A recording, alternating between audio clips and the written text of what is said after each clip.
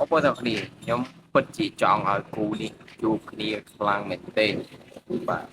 តែសារតែខ្ញុំឃើញបងប្អូនយើងក៏ចង់ឃើញបើសង្ឃឹមបាច់មែនទេតែតែ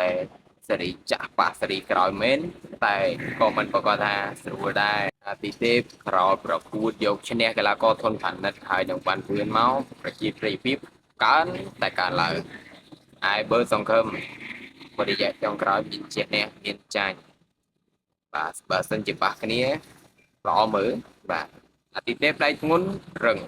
តែក៏មិនគាត់ថាអាចវាយចូលអ្នកលេងជិតប្រសាបានដែរអញ្ចឹងវាមានម្នាក់ផ្លែគ្រូនេះបបាស់គ្នាសង្ឃឹមតែមានតែបន្តិចបាទមានតែបន្តិចខ្លាចតែអាទិទេពចូលចុះមានតែត្រង់ថាបាទក្បាច់ធាក់តត់កាត់បោះជង្គង់វាយចេញចូលរបស់គាត់គឺលឿនអាទិទេពគឺមិនសូវជាបិទប្រហែលទេបាទតែរឹងតែកម្រិតដៃក៏ធ្ងន់ដែរអញ្ចឹងបើសិនជាចូលផ្លេសផ្ដាស់អាចនឹងពិបាករបស់អាទិទេពម្នាក់មកផ្លែគូនេះ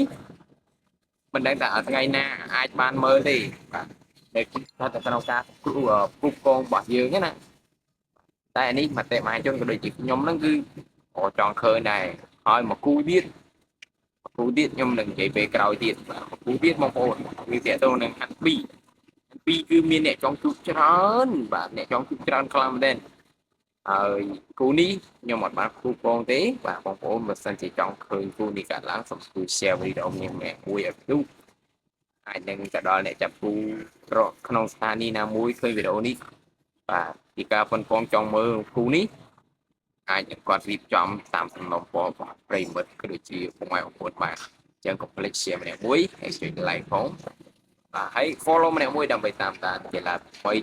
ទាំងអស់គ្នាអរគុណច្រើន